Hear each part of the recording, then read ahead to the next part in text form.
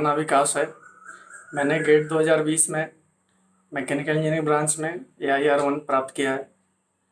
मैंने IIT ISM Dhanbad से mechanical engineering में बीटेक किया है। मैंने गेट और ESE प्रिपरेशन के लिए मेडिजी क्लासरूम कोर्स ज्वाइन किया था। इस वीडियो में मैं कुछ टिप्स आपसे शेयर करना चाहूँगा जो मुझे लगता है कि गेट प्रिपरेशन के लिए काफ़ी इम्पोर्टेंट हैं। पहले मैं उन लोगों के लिए बात करना चाहूँगा जो लोग पहले से गेट का प्रिपरेशन कर चुके हैं लेकिन सेटिस्फैक्ट्री रैंक नहीं मिलने के कारण अगले साल फिर से गेट की तैयारी कर रहे हैं। उन्हें सबसे पहले यह सोचना चाहिए कि लास्ट ईयर क्या क्या मिस्टेक्स वो किए थे जिसके कारण वो सेटिस्फैक्ट्री रैंक नहीं ला पाए। कुछ कॉमन मिस्टेक्स हैं जो अक्सर लोग करते हैं, जैसे बहुत लोग पढ़ाई में कंसिस्टेंसी मेंटेन नहीं करते। कुछ लोग हफ्ते में एक दिन पढ़ लिया, एक दिन 8-10 घंटे पढ़ लिया, उसके बाद 5-6 दिन कुछ नहीं पढ़ा। तो यार ऐसा करने से उतना कोई फ़ायदा नहीं होता है। ऐसा करने से आप कंसेप्ट सीख नहीं पाएंगे। 5-6 दिन में आप भूल भी जाएंगे जो चीज़ उस दिन पढ़ा, और 5-6 दिन बाद आपको ध्यान ही नहीं रहेगा मैंने लास्ट टाइम क्या पढ़ा था। तो in my opinion I would say that studying 2 hours daily is much better than studying 10 hours for 1 day in a week. Second mistake, कुछ लोग जब क्वेश्चन सोल्व करते हैं और जब वो क्वेश्चन सोल्व नहीं कर पाते कोई पार्टिकुलर क्वेश्चन, तो तुरंत उसका सॉल्यूशन देख लेते हैं और उसके बाद वो अपना एफर्ट नहीं लगाते, कुछ भी एफर्ट नहीं लगाते, सीधा सॉल्यूशन देख लेते हैं। तो ये करने से आप जब तक आप ये नहीं एफर्ट खुद से नहीं लगाएंगे तो आप क्वेश्चन सोल्व करना नहीं सीख पाएंगे। तो जब भी अगर ऐसा हो तो आप पूरी कोशिश करें, अपने से खुद से पूरी कोशिश करें कि क्वेश्चन मैं करके ही रहूँगा। अगर फिर भी नहीं हो पाए तब जाके आप सॉल्यूशन देखें। अगर फिर भी नहीं, सॉल्यूशन से भी आपको अगर उतना क्लियर नहीं हो पा रहा तो फिर आप कोई किसी टीचर से गाइडेंस लें। तीसरी कॉमन मिस्टेक, कुछ लोगों को लगता है कि कोई भी एक पार्टिकुलर सब्जेक्ट जो है वो उनका काफ़ी स्ट्रॉन्ग है। जैसे मान लो किसी को थर्मोडायनेमिक्स या किसी को थ्योरी ऑफ मशीन लग रहा है कि वो मेरा स्ट्रॉन्ग है, तो वो उसका रिवीजन नहीं करते हैं। तो इसके कारण वो क्या होता है कि जब वो सब्जेक्ट में ओवर कॉन्फिडेंट फील करते हैं, तो जब भी आप प्रेशर सिचुएशन में जब आप आएंगे, जब एक्चुअल एग्जाम कंडीशन होगा, तो उस टाइम आप क्वेश्चन नहीं कर पाएंगे। इसलिए ये गलती मेरे से भी हुई थी, इसलिए मैं ये शेयर कर रहा हूँ। तो ऐसा नहीं करें, ऐसा करने से आपका ही नुकसान होगा। हर सब्जेक्ट को इम्पोर्टेंट दें, इम्पोर्टेंस वेटेज दें। अगर आपको लगता है कि वो सब्जेक्ट आपका स्ट्रांग है तो ठीक है, रिवीजन करें, लेकिन उस पर उतना फोकस ना करें। क्वेश्चंस अच्छे अच्छे जो क्वेश्चंस है वो करके छोड़ दें, ज़्यादा टाइम देने की जरूरत नहीं, लेकिन रिवीजन करना है। उसके बाद कुछ लोग ये मिस्टेक करते हैं कि कोई लेस इम्पोर्टेंट टॉपिक जो है उन्हें लगता है कि ये काफ़ी लेस इम्पोर्टेंट टॉपिक है लेकिन वो टफ है। तो क्या करते हैं कि लेस इम्पोर्टेंट टॉपिक है उसी में फोकस ज़्यादा करते हैं, उसमें उनका टाइम वेस्ट हो जाता है, और बाकी जो इजी टॉपिक्स हैं उस पर उतना फोकस नहीं करते, उसके क्वेश्चंस कम करते हैं, तो इसके कारण टाइम वेस्ट होता है। तो दोस्तों ऐसा ना करें।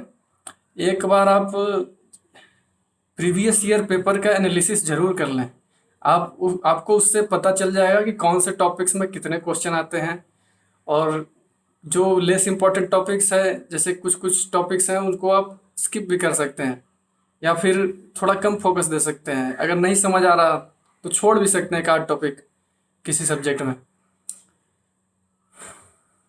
और इसके बाद दोस्तों अगली कॉमन मिस्टेक है, ज़्यादातर लोग जो मेडिजी क्लासरूम कोर्स करते हैं तो उनको गेट और ESE दोनों की सिलेबस पढ़ाई जाती है।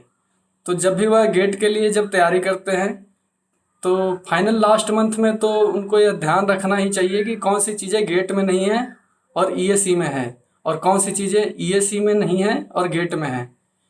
नहीं तो इससे फालतू में टाइम वेस्ट होता है।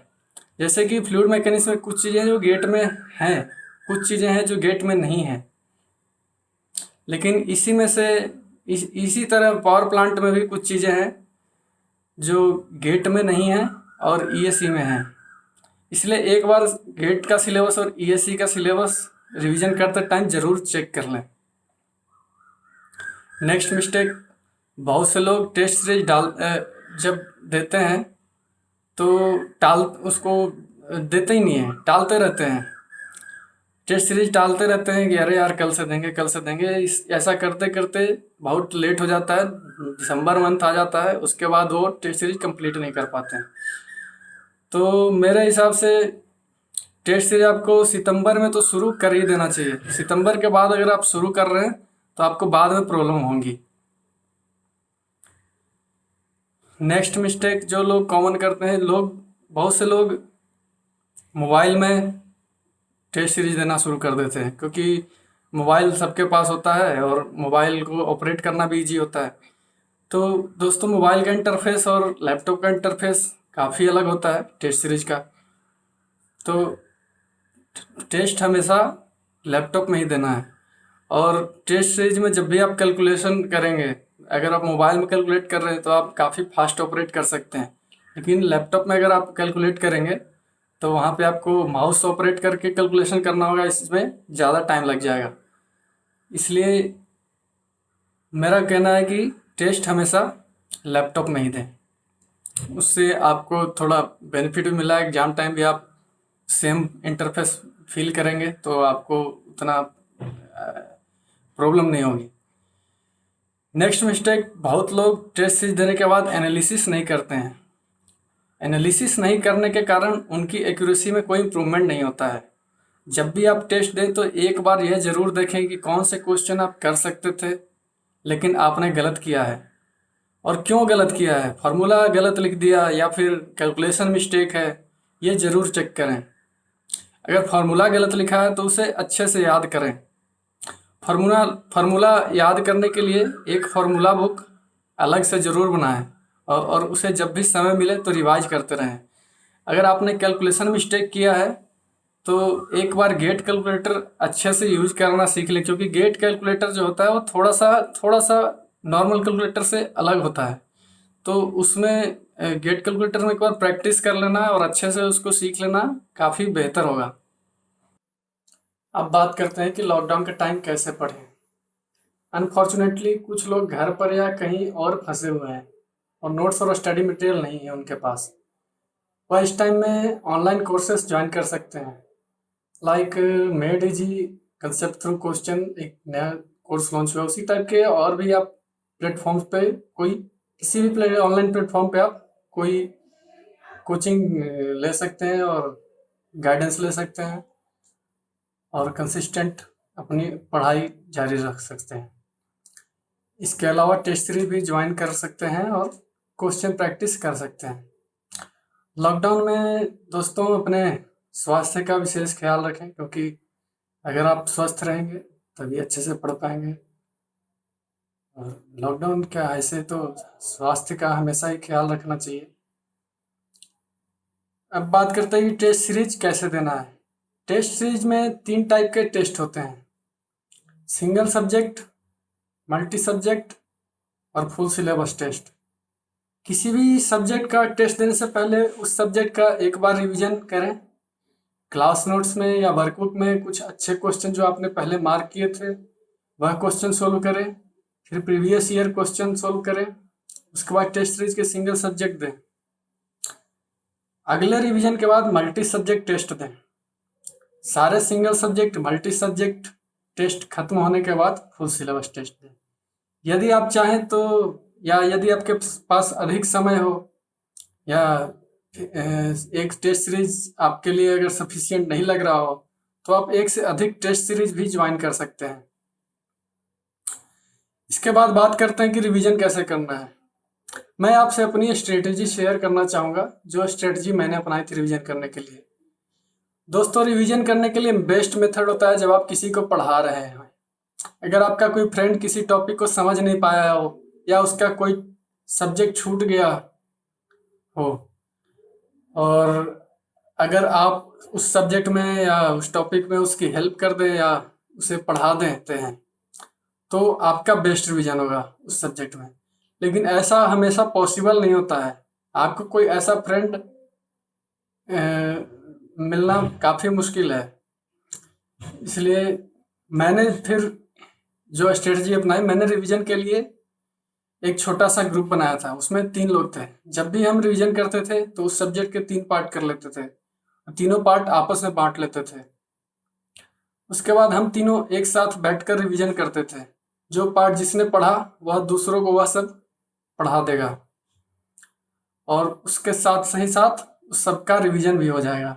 उसके बाद हम उस सब्जेक्ट के टॉपिक्स को स्विच करते थे आपस में, और फिर से वही रिवीजन करते थे, वैसे ही रिवीजन करते थे। इस तरह से एक साथ ही आपका 3 बार रिवीजन हो जाएगा, और आपका समय भी बचता है।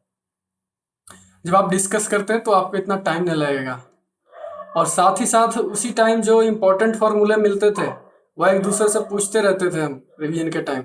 इस तरह से फॉर्मूला भी याद हो जाता है। इसी तरह से एक एक करके सारे सब्जेक्ट रिवाइज कर सकते हैं। मेरा रिवीजन पीरियड कोई फिक्स नहीं था कि इतने दिन पर रिवीजन करना है, लेकिन मुझे जब भी लगता था कि यह टॉपिक मैंने काफ़ी दिन से नहीं पढ़ा है तो उस सब्जेक्ट का हम रिवीजन करते थे। सो अराउंड 1 मंथ और 2 मंथ के बाद हम सब्जेक्ट रिवाइज कर लेते थे।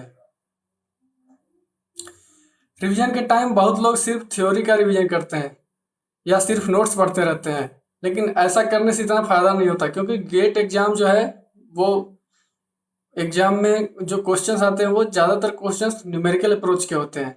इसलिए आप जब भी रिवीजन करें तो कुछ इंपॉर्टेंट क्वेश्चन जो आपने पहले कभी नोट्स में या वर्कबुक में, प्रीवियस ईयर बुक में मार्क कर रखे हों, वह दोबारा सोल्व करें। और दोस्तों, इसके बाद मैं बात करूँगा importance of previous year questions in gate.